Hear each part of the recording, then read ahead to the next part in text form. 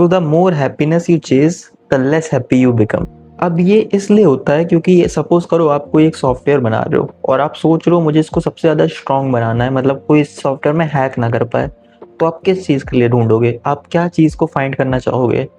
आप उन चीज़ों को फाइंड करोगे ना जो इसके वीक स्पॉट्स हैं, ताकि आप उसको स्ट्रॉन्ग कर सको, ताकि आप पता हो आपको क्या क्या चीज़ इसको ब्रेक कर सकती हैं। सिमिलरली जब आप ये सोचते हो कि भाई मुझे बस हैप्पी रहना है, मैं बस हैप्पी रहना चाहता हूँ, मेरी लाइफ में सब कुछ हैप्पी हैप्पी रहे, तो आपका ब्रेन वो मोमेंट्स को फाइंड करने लग जाता है तब आप जब आपको हैप्पीनेस फील नहीं हो रही होती है। मतलब जो चीज़ें आपको सैड फील करवाती हैं, जो आपको अनसेटिस्फाई फील करवाती हैं, तो ताकि आपका ब्रेन बेसिकली इसलिए करता है क्योंकि भाई ताकि आपको पता हो कि किस चीज़ से मुझे इफेक्ट होता है और आप उस चीज़ों को अवॉइड कर सको। बट आप तो इतना समझ पाओगे नहीं, आपको सिंपली ये लगेगा यार मुझे बुरा क्यों फील हो रहा है, मैं तो सब कुछ ट्राई कर रहा हूँ हैप्पीनेस फील करने के लिए, तब भी मुझे सिर्फ ऐसे ही मोमेंट्स क्यों याद आ रहे हैं जब मुझे बहुत बुरा बुरा फील होता था। और आप इसी एक साइकिल में फंस के रह जाओगे। सेकेंड, आपकी जो एक्सपेक्टेशन गैप है वो बहुत बड़ी है, क्योंकि इसको ऐसे समझो कि आप ये ट्राई करो कि भाई जब मुझे जॉब मिल जाएगी तब मैं बहुत खुश हो जाऊंगा, जब मुझे ये चीज़ अचीव कर लूँगा तो मैं बहुत खुश हो जाऊंगा। और आप होते भी हो, जब आपको कोई नई जॉब मिल जाती है जिसके लिए बहुत टाइम से ट्राई कर रहे हो तो आप 1 हफ्ता 2 हफ्ता बहुत खुश होते हो।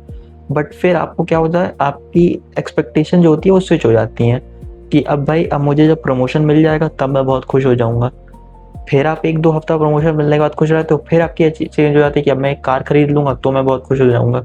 तो आप इसी चक्कर में हैप्पीनेस को चेज करते ही रह जाते हो और हैप्पीनेस अपना जो गोल पोस्ट है वो आपको ये बढ़ाती रह जाती है। मतलब जो हैप्पीनेस की जो सपोज करो फिनिश लाइन है वो विद टाइम आगे बढ़ती ही चली जाती है और आप उसको हमेशा चेज ही करते रह जाते हो। आप कभी भी हैप्पीनेस को फील नहीं कर पाते हो कि हैप्पीनेस क्या है, क्योंकि हैप्पीनेस जो होती है वो एक डेस्टिनेशन नहीं है, वो एक बाय प्रोडक्ट है। किस चीज़ का बाय प्रोडक्ट है? वो आपके अच्छे एक्शंस का बाय प्रोडक्ट है। आप नोटिस करना, आप जब किसी अपने के लिए अच्छा करो, किसी आप अपनी मम्मी को गिफ्ट खरीद के दो तो आपको बहुत अच्छा फील होगा। बट आप ये सोच के अच्छा उसको काम नहीं करते हो कि भाई मुझे हैप्पीनेस फील हो तो मैं ये करूँगा, नहीं। आप ये करते हो just for the act of it.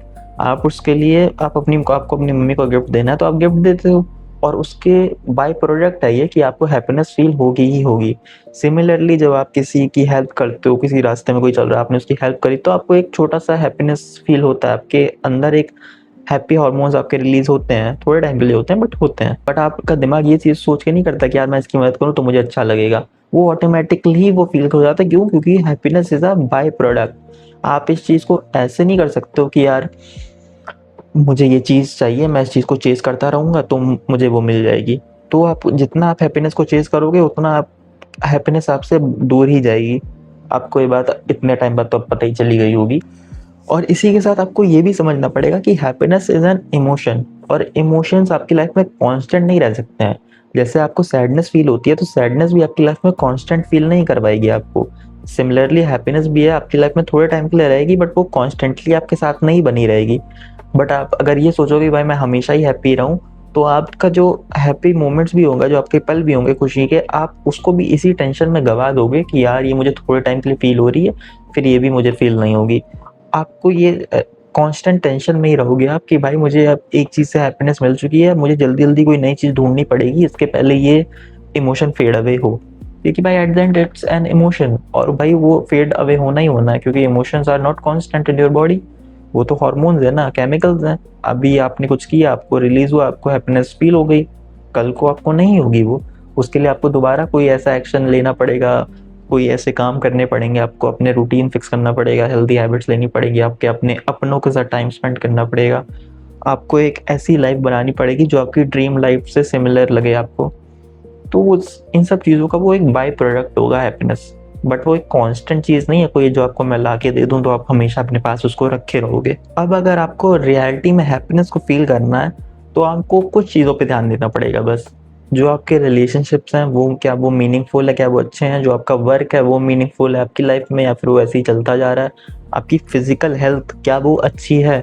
क्या आपके फिजिकली आप फिट हो? क्योंकि आपकी बॉडी है भाई, अगर आप फिजिकली फिट नहीं हो तो आप हैप्पीनेस को फील नहीं कर पाओगे अच्छे से, क्योंकि आपकी बॉडी में दिक्कत है। तो आप फिजिकली फिट होने चाहिए। इसी के साथ साथ आपको ग्रेटिट्यूड का फॉलो करना चाहिए। आपके पास जो चीज़ है आपको उसके लिए भी थैंकफुल होना चाहिए। आपकी हेल्दी बॉडी के लिए आपको थैंकफुल होना चाहिए, हेल्दी रिलेशनशिप्स के लिए थैंकफुल होना चाहिए, आपके वर्किंग एनवायरनमेंट के लिए आपको हेल्पफुल होना, थैंकफुल फील करना चाहिए। तो वो आपकी चीज़ों को, आपके अंदर हैप्पीनेस को बढ़ाता है। ये सारी चीज़ें हैप्पीनेस को बढ़ाती हैं आपके लिए। सिमिलरली अगर आपको सही में ये सोचना है कि यार क्या मैं खुश हूँ, तो आपको खुद से ये सवाल पूछना बंद करना पड़ेगा, एम आई हैप्पी? आपको ये पूछना स्टार्ट करना पड़ेगा, एम आई ग्रोइंग? क्या मेरे पास जो कनेक्शंस हैं वो अच्छे हैं? क्या मेरी लाइफ में जो रिलेशनशिप्स हैं वो टॉक्सिक नहीं है? वो अच्छे रिलेशनशिप है या फिर वो टॉक्सिक हैं सारे? आपको ये सारी चीज़ों का आंसर करना पड़ेगा और इनके बाय प्रोडक्ट में आपको हैप्पीनेस फील हो जाएगी, और इसी के साथ आप एक हैप्पी लाइफ को भी लीड कर सकते हो।